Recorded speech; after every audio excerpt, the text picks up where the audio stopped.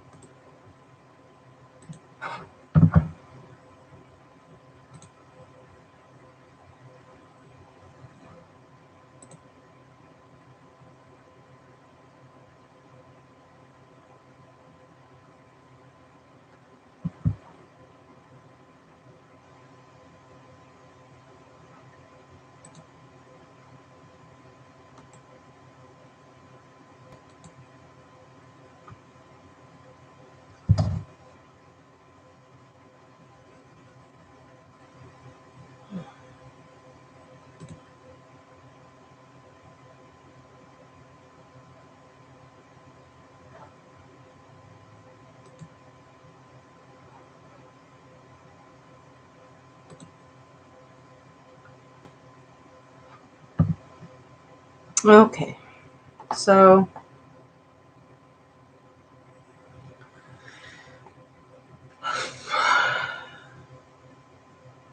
there's a lot. There's a lot of things that have been going on of late.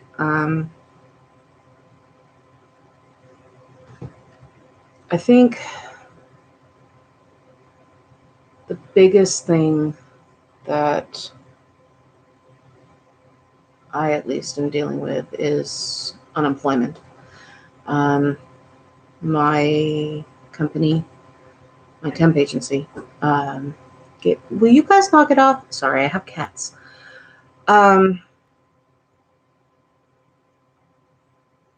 My temp agency decided that they were going to end my um,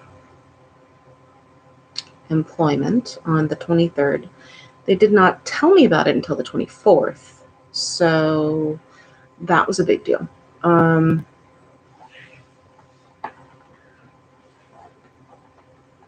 Also, no makeup. Not today. Not feeling it. This is me without any filters, no makeup, no fancy crap. This is my mess back here. That there? That's the um, map for my campaign for D&D that I had to put on hold for this job. That then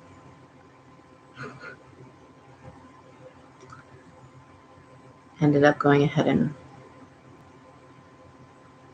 basically treating me like a mushroom. In any case,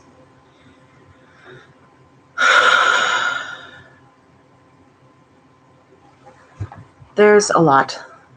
And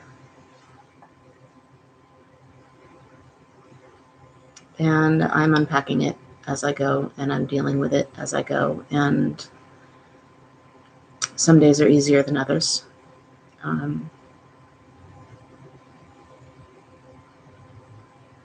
It's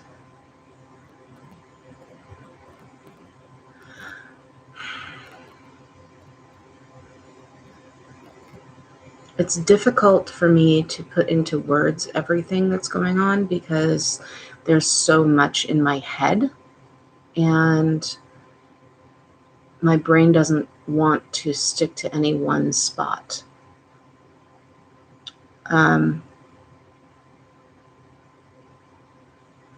I wish it did, but it doesn't. I have friends of mine who are going through some really rough times with being in abusive relationships with their significant others, being in an abusive relationship with their children, being in abusive relationships with their grandparents. It's like this last year has really, last 18 months, has really highlighted how dysfunctional a lot of families and a lot of family dynamics are actually out there, and how many people have been dealing with that kind of family dynamic. And I think that's something that a lot of us sort of, we take for granted that we're alone. We take for granted that no one else could possibly know what it is that we go through on a regular basis. And this pandemic, panini, whatever you want to call it, has sort of opened those realities for many of us, because we have not been able to seek therapy. We have not been able to escape those relationships because of quarantine. And now we're sort of having to make some really significant decisions about how we want to live our lives.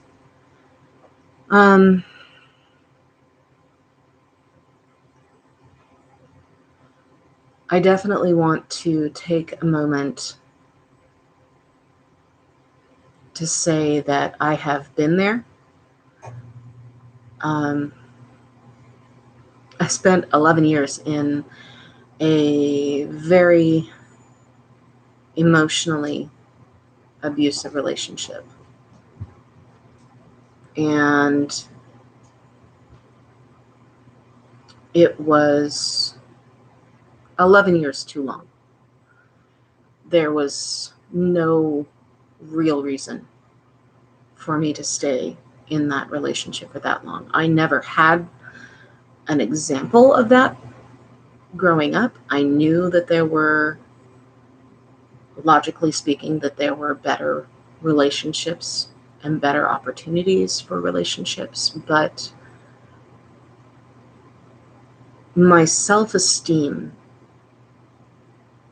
was fairly low to begin with, and got even lower once I hooked up with that person. And he fooled me.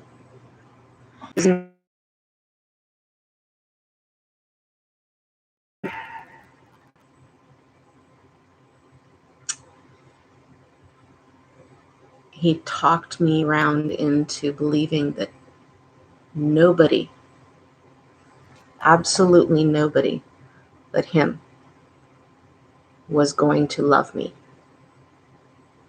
the way that I was. I wasn't pretty. I wasn't talented. I wasn't good enough. And I should be grateful to have him. And I spent 11 years listening to that. And that takes a lot out of a person.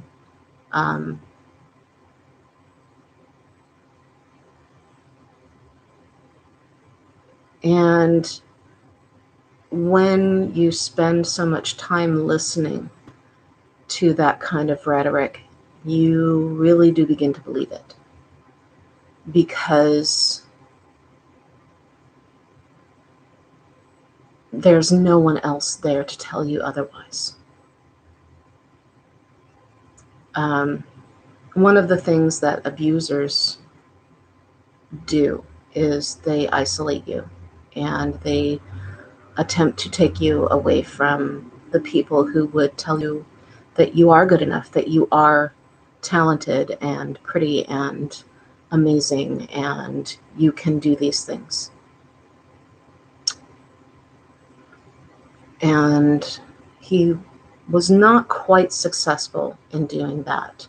I did have a large, extended, chosen family at that time.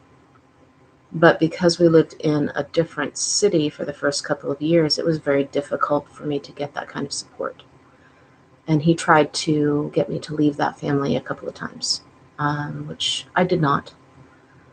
And when we all ended up moving into the same city, he then continued on with his abuse. It was not until he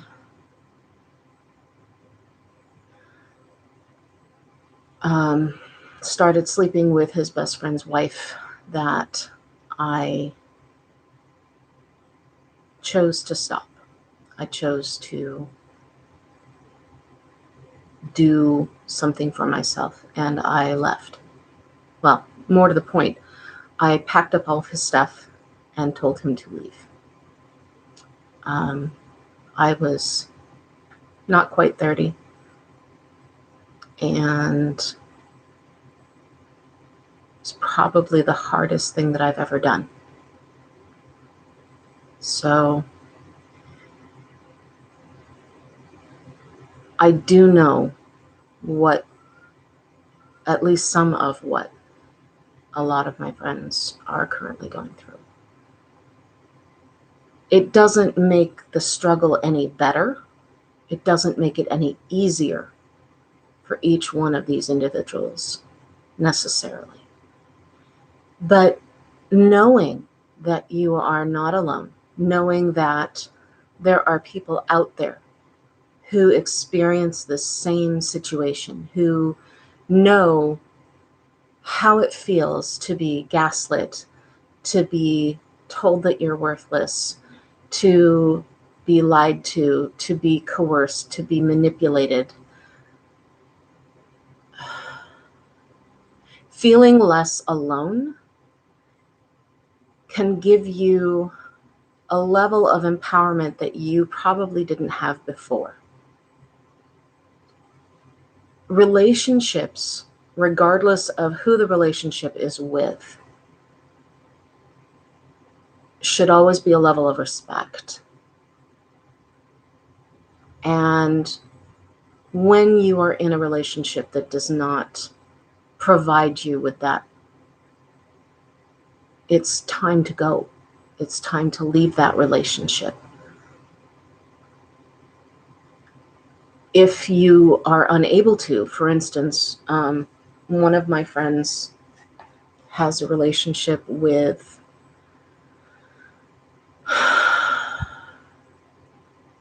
people that she lives with, people that she is legitimately related to. And she is responsible for that person's well-being. And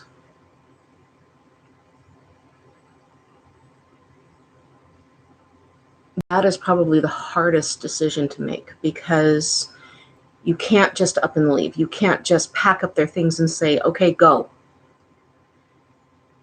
There has to be some level of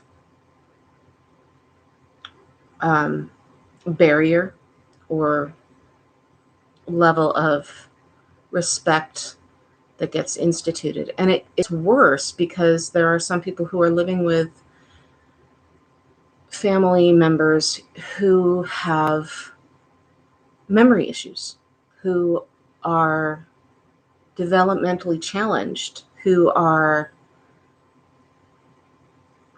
whatever. and they can't control how these family members react. And they can't institute that level of separation without everybody in the household agreeing to that level of separation. And that's practically impossible sometimes. When you're not in this situation, you can say, well, why doesn't that person just leave? Well, I mean, if it's your parent and your parent happens to be struggling with dementia or struggling with um, Parkinson's or any number of physical or mental challenges, and you are their caregiver, plus you are expected to have your own life and your own family and do your own thing and have um, a career on top of all of that, it is exhausting. So these are things that people who don't live that particular life may not understand. And that's okay. Thank God you don't. But understand that it takes a lot of mental and physical and emotional energy to live in a house, in a relationship that is so volatile and is so detrimental to yourself.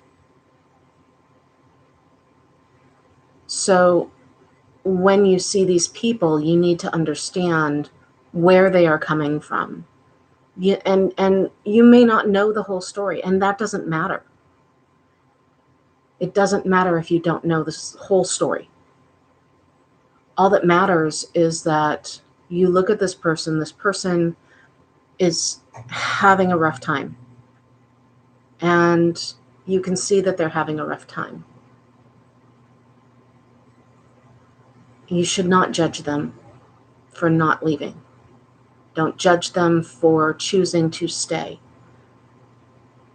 Don't judge them for maintaining that relationship, because you don't know everything that's going on at home. It's one thing if it's just two adults who are living in a single house and they are struggling with one another, or they are struggling against one another. Those two people can leave. But when it's a blood relative that you are responsible for whatever reason, it's a different situation. And we need to recognize that that's also a level of abuse that can happen. And it's very, very hard to live through and not feel emotionally and mentally unstable constantly because of it. Even knowing that the situation might be something that is out of their relative's control. Having things like dementia or Alzheimer's, it's not something that they're doing on purpose. But it doesn't mean it doesn't hurt. It doesn't mean that it doesn't affect the family. So my deep thought for today, don't assume you know what it is that people are experiencing. Don't assume that you understand everything that's going on in their house, and be patient. Offer to help if you can. Reach out and say, hey, that's rough, man. That's Life sucks right now, and that's super rough. And I'm sorry that you are having to deal with that. And especially with the pandemic, there's no way to escape it. There's no way to go ahead and say, hey, I'm headed out to my friends for the weekend. I'll be back, because everybody's in lockdown. Everybody has to go ahead and be careful. So that just sort of increases that level of difficulty. So I see you. I want you guys to know that I see you. I see your struggles. And you are loved. And you are worth people's love. You are worthy of being loved and being cared for. And it's probably going to continue to suck. I hate to say that, but it is. And I'm not going to tell you otherwise, because I don't believe mine. But I'll tell you this. You need a 2-hour break. Guess what? Everyone in my house is being vaccinated. If you're here on this side of town, take to, and you have 2 hours to spend to just breathe. You are welcome to, come in and have 2 hours to breathe, where you're not dealing with it, where you can say, oh my God. So that's, yeah.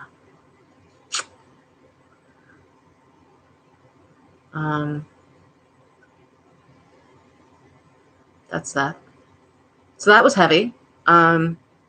Probably have more heavy shit to lay down later. In the meantime, I am trying to fix some stuff on the lid of a box that I'm going to be sending off at some point to the Critical Role team. And because unfortunately, being poor, I don't have an awful lot to donate to the foundation or to 826LA or anything like that. If you do, definitely look up 826LA. They do amazing writing programs and storytelling programs and story workshop programs for kids that help them to increase their reading and language arts capabilities in inner city kids. It's fantastic. And I can't say enough about 826LA, because I think that it's probably one of the better programs out there, and they do all sorts of stuff. Also, Trans Lifeline is a great one to donate to, especially with Pride coming up. So if you have an extra couple bucks, go to Trans Lifeline and donate to them. I am a proud mama of a non-binary teen whose pronouns change sometimes daily between he, him, and they, them. And that's okay, because they're figuring out who they are. So I'm good with that. So yeah, there's chat right over here. If you want to chat me up, ask questions, do whatever, you're welcome to. I'll check in, see what's going on. This is what I am working on right now, this huge box. And I did some branding on the letter, the very first time. First time doing branding, and first time doing a treasure box or a roll box, or a rather dice box. This is my first time doing any type of branding and whatnot. To the outside, which of course it's coming in backwards here, because that's fun. And then how do you want to do this on the top, and then is it yet on Unfortunately, this was supposed to be around up here and the bottom. I am now going to try, hopefully, to fix. So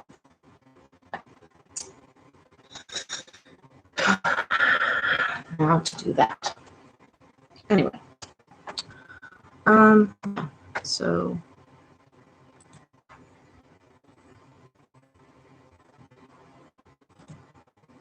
I don't get the bell command, so the computer is telling me odd things. Anyway, yeah, can't do music right now because I have YouTube is very picky about that, and they don't like me to play music because they think that even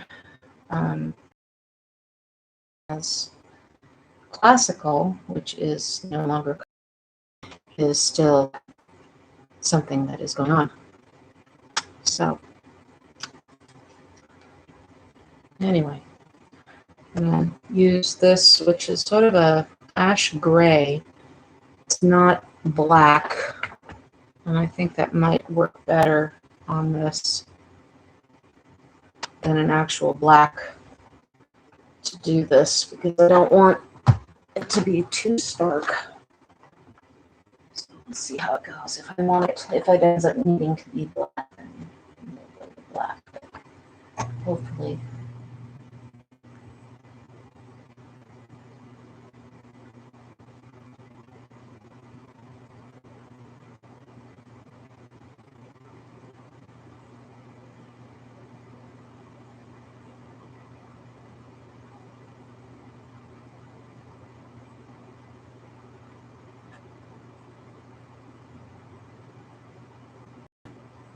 Yeah.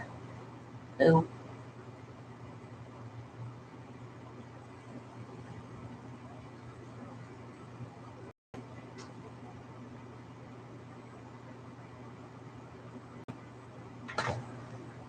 Go. So the medium that I'm using is acrylic on wood.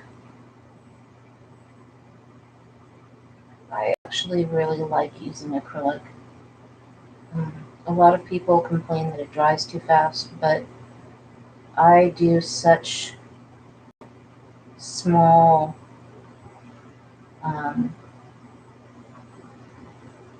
details, and I use a super small 0-point brush to do these details.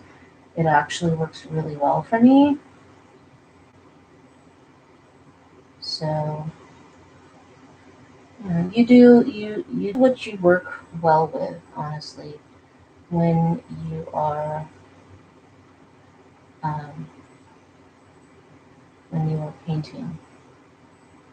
And I think people tend to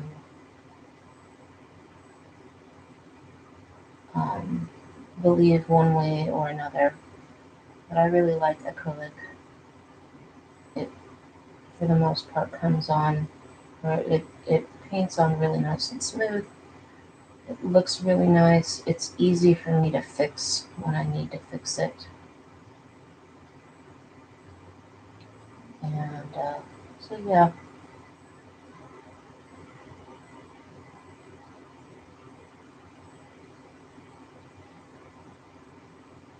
I like it. So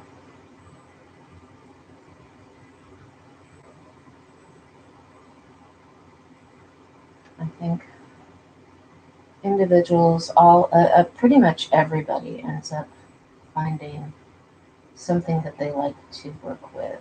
I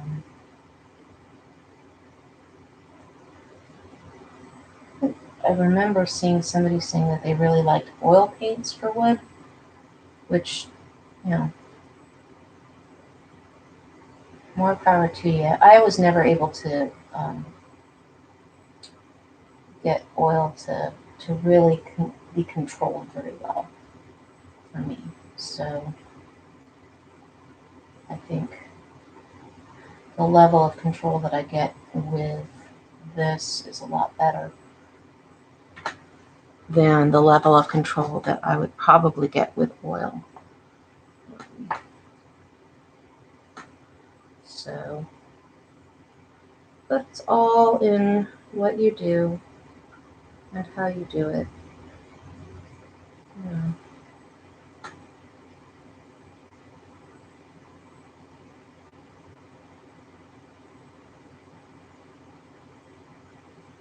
Oh, that looks a lot better.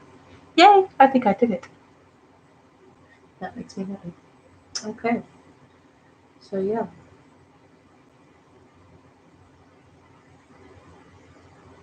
One of the first times that I ever did a box, I did one for my son because he really wanted to have a D&D gaming dice box. So I made him one that had a white dragon profile on it, and it turned out beautifully, honestly. Um,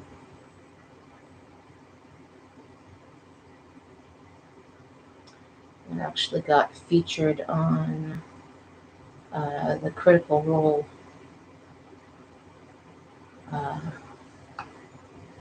Oh, that's loud. On Critical Role's their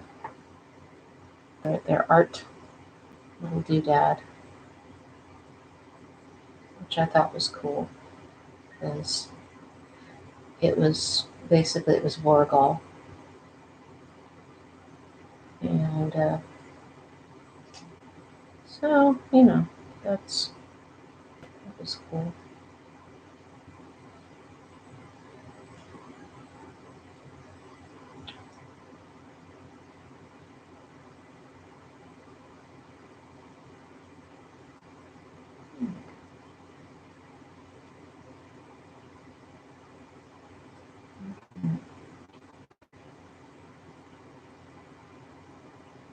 I've made one for Laura Bailey, which was a beautiful little fairy dragon, because Laura is one of these interesting human beings that I always picture as being really, she's very delicate until she kind of wanders in and grabs your soul and pulls it out, and then smiles at you as she's doing it. Um, so I made her one, and I've made one for Mr. Jaffe as well, just because he, um, he talked about one of the things that he talked about with his character. Um,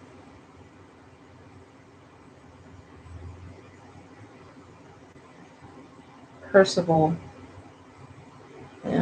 was his plans was one of Percy's plans, which was to make a clock because Percival had always wanted to be a clockmaker.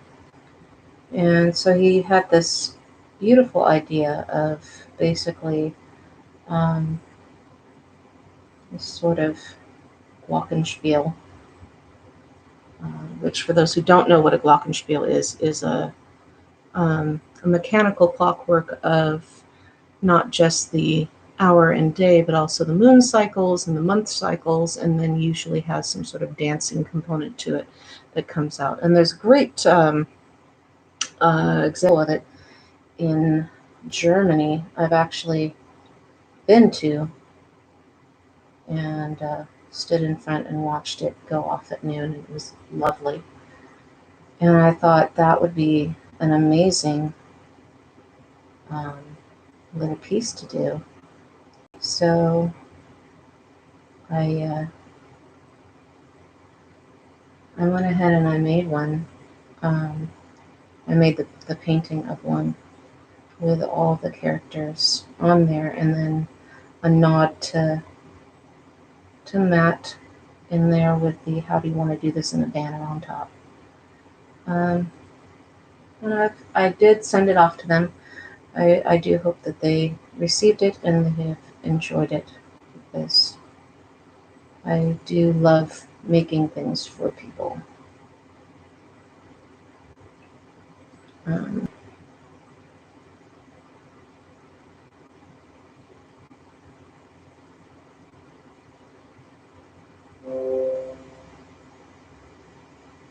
hmm.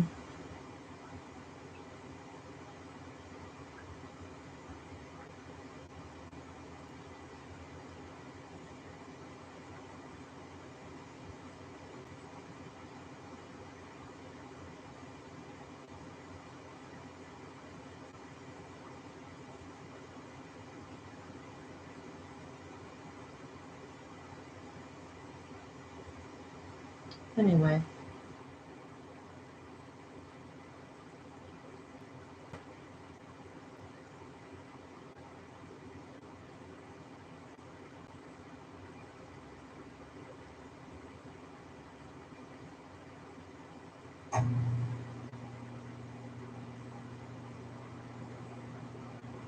I had this big long thing that I was going to go and talk about and all this other stuff, and now, of course, I'm just sort of sitting here going, I just want to paint and make pretty art, because pretty art is so much nicer than talking about really hard shit.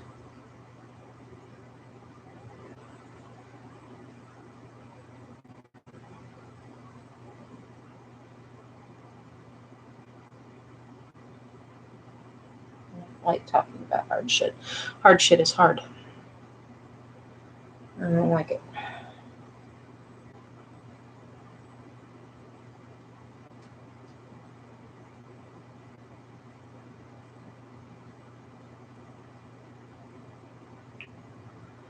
But,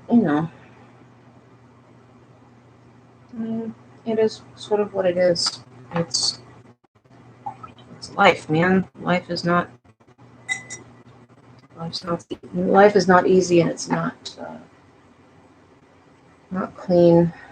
You don't get to solve things in a half an hour, no matter what the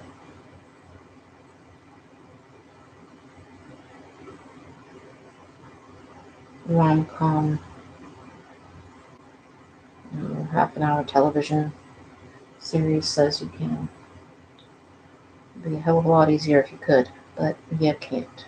So, there we are.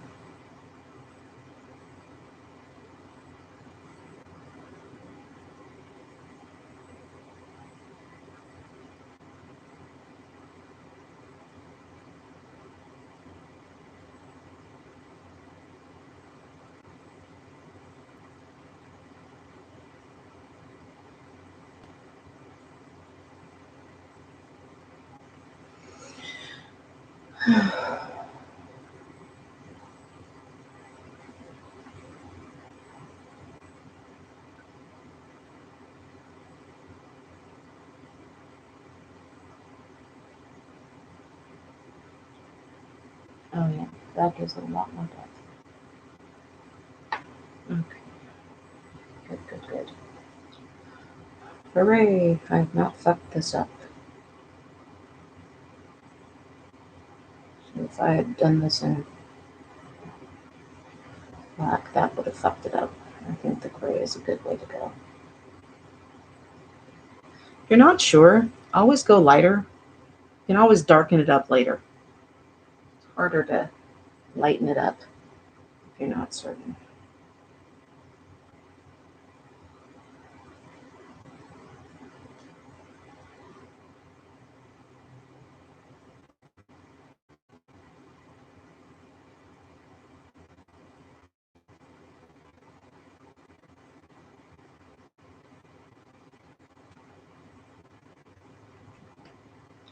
Originally, I was going to paint um, the leather. And I decided I don't want to paint the leather.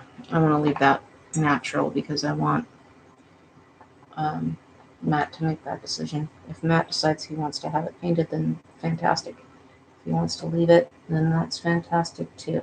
But think leaving it is a lot easier to paint it than it is to remove paint if you decide that you want the leather clean.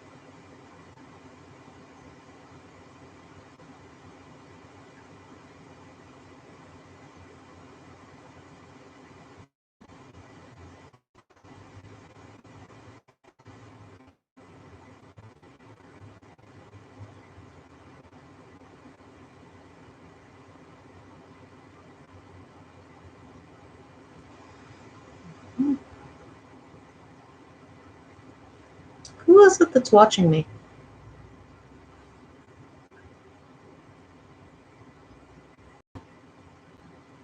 I wonder if they count me as a watcher. That would be hilarious. I have one dedicated fan. It's me.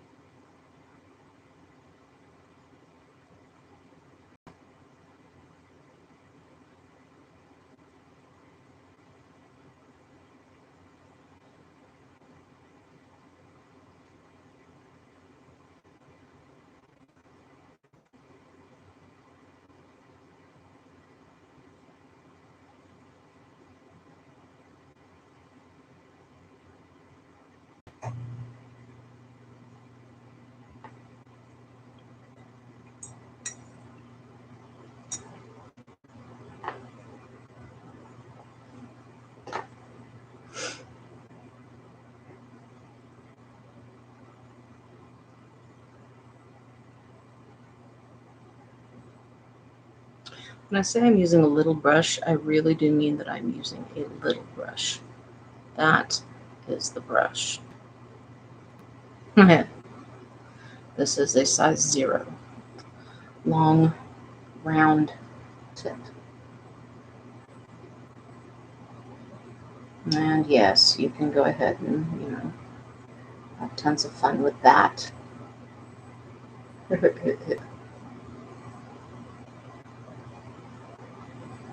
Oh, yeah. Hilarious.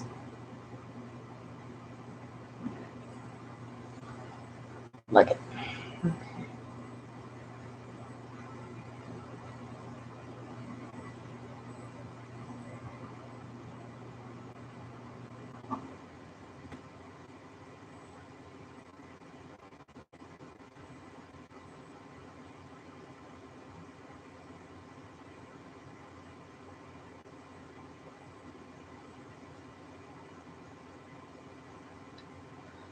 One of the things that I've noticed recently has been they're getting ready to come out with a new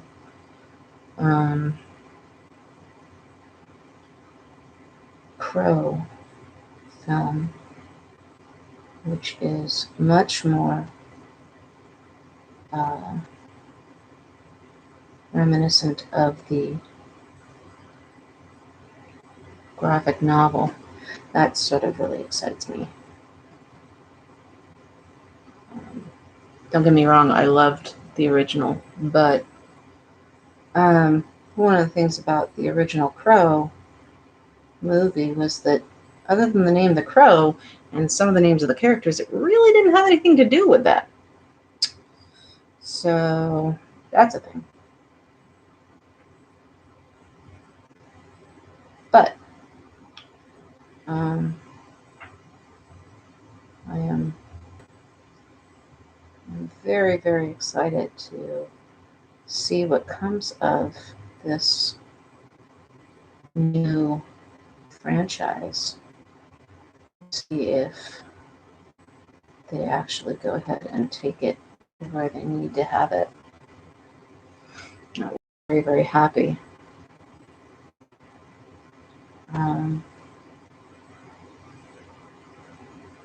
I wish that they had done everything with the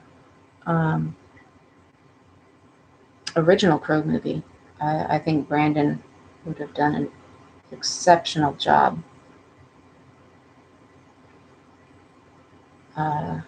as the following the original Crow character. The archetype is incredible. And I think this is a much better time frame to release something like this. That level of anti-heroism and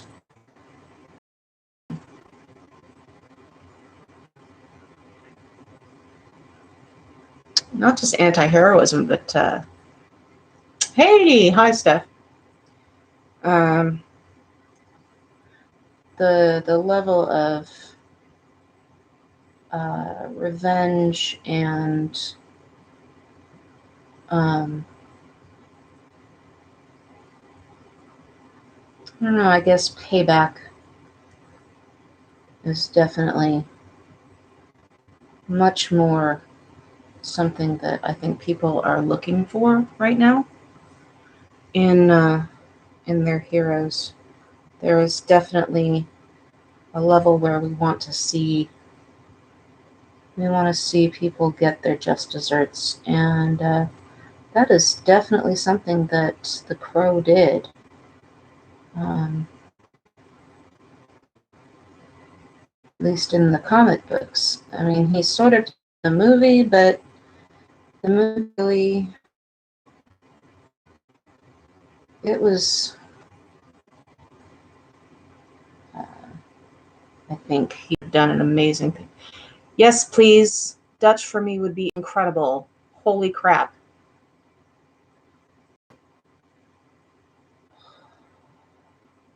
I love my friends. Oh, I love my friends.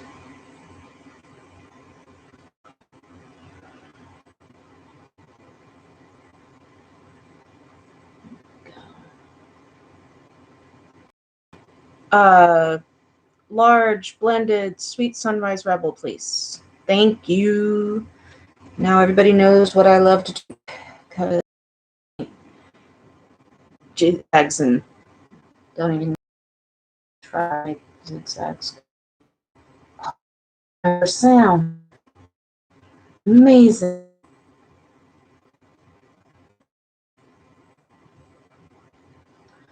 Determined that I need to go ahead and get this probably set up on a LAN if I'm going to do anything on here,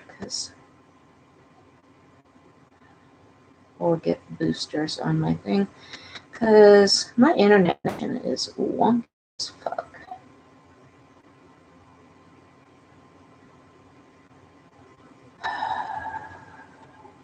Stupid thing. Right.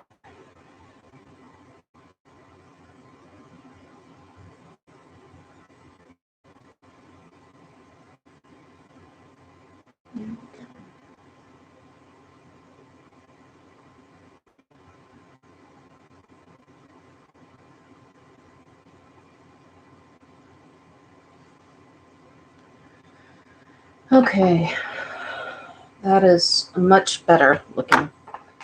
Not perfect, but it is definitely much, much better.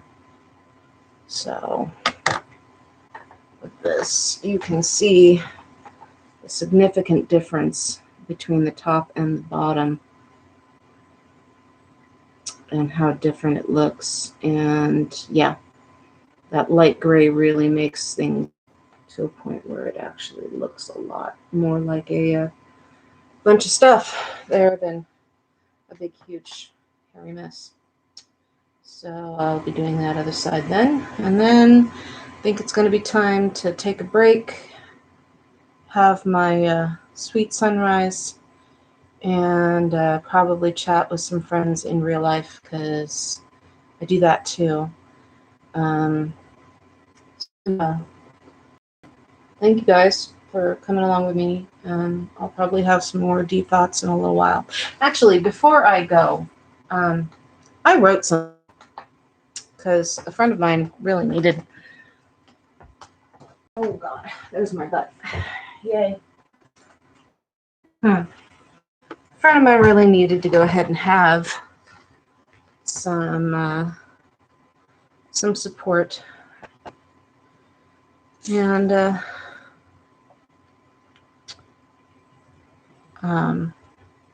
this is just it's something that I need to say, and I had to write it down because that's me, and so you'll pardon me while I read it, because I can't keep my brain straight otherwise. I wanted to talk today about the perception of perfection in our lives and why we need to stop demanding it of ourselves and of others. Growing up, I was taught that we kept our drama to ourselves.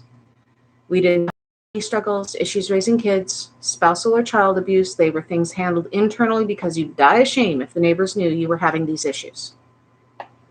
The thing is, your neighbors were all having these same issues too. I grew up feeling alone and isolated because no one talked about what was happening. And then the internet happened. I'm not sure who posted the first. Am I the only one who questioned? But that person opened the floodgates of what was happening behind each door. People started talking behind the anonymity that the keyboard gave, and we began to realize we weren't alone after all. Not only that, but we began to support one another, reassuring one another that we weren't alone, and in fact, we had a lot of support and we could reach out for help.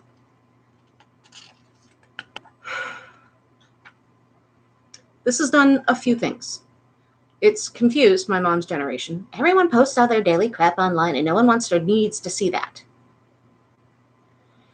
It's given my generation the ability to embrace their imperfections and be honest with ourselves and others about them. And finally, it's allowed my kids' generation to see that being human is messy and it's complicated, but it's easier with friends and random fandoms. To be honest, I am not sure why we as a society stay away from communal living and support.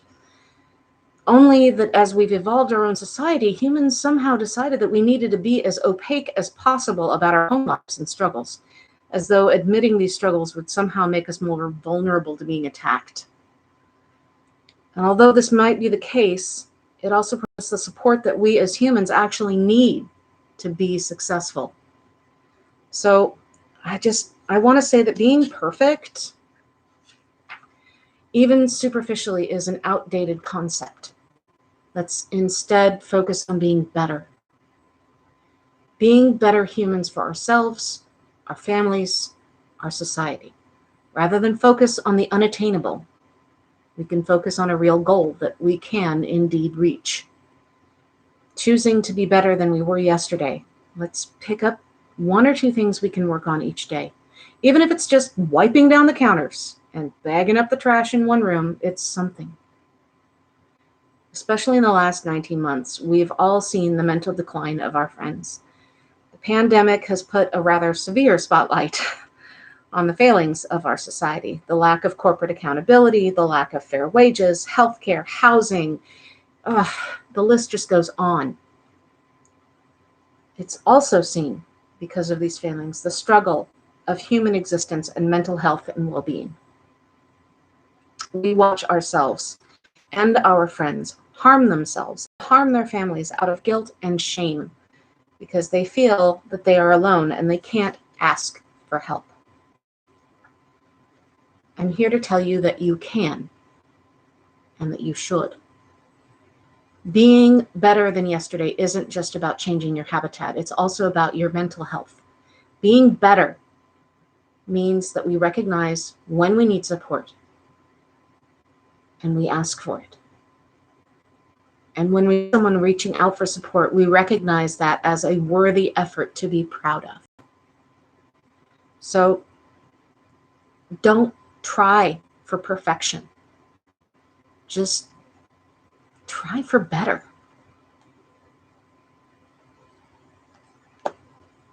And with that, I am signing off.